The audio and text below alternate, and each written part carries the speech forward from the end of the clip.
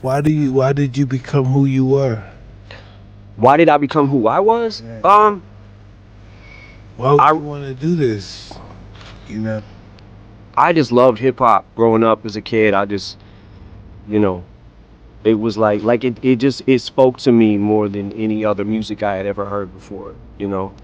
From early like Ice-T to Fat Boys, um, and then LL Cool J, uh, Run DMC, Beastie Boys, and it just like I don't know. It was like first I was a fan of the music. You know what I'm saying? Before I even thought about rapping, LL Cool J was the one who made me like first start writing rhymes, and I was like 12, 13 maybe, and it sucked. I wasn't good, but like I had to keep practicing and practicing and practicing. I gave it up for a little while, then I started again back when I was like 15. Started being able to kind of put songs together, and then I just was like, I was never really good at much else, you know? I don't know. Once I found out I was decent at something, I just kind of focused and just, went for it. I never really like got into rock and roll or uh, R&B or blues or anything like that. I just, I'd listen to songs on the radio or whatever my mom was listening to in the car. But once hip hop came along, I just felt like, man, this is like, I don't know. I just was all in. How old were you when that started?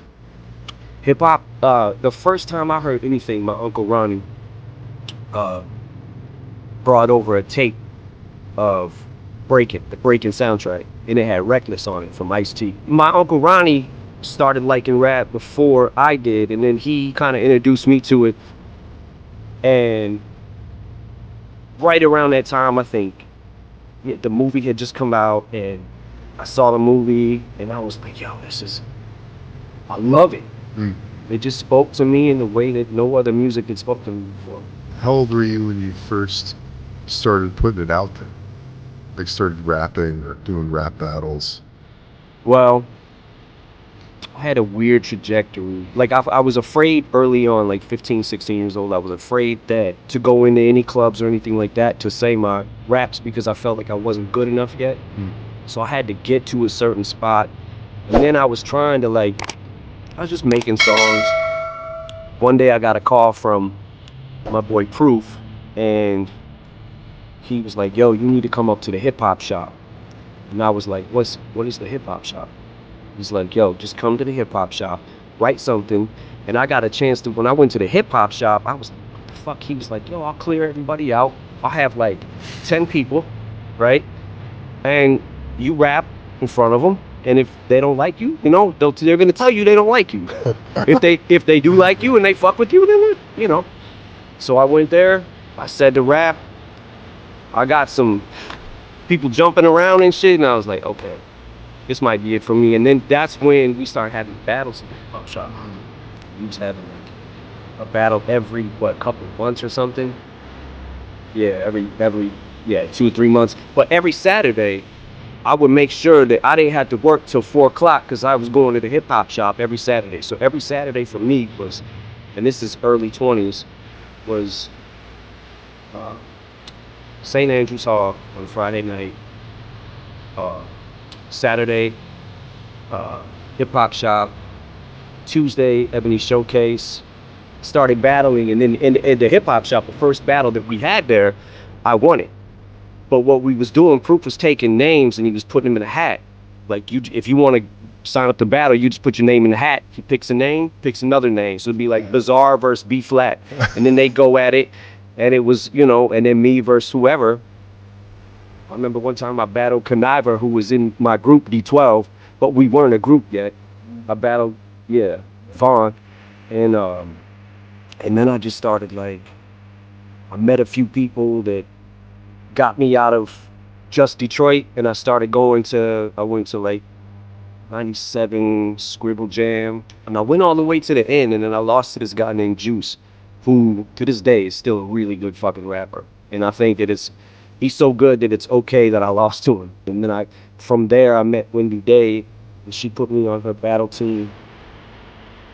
She had this battle team. It was an event in LA called the Rap Olympics, and she put me on that team. Went out to LA, and then got in that battle at the Rap Olympics, and all the way to the end, and lost again. The last dude. And I was like super discouraged. I just got evicted from my house. Had to break in through the through the back of the house. The dude that we was paying rent to, he wasn't paying the rent with it. So one day this is literally the day before I go to the Rap Olympics, and thank God for Wendy Day, man, because she paid for my plane ticket.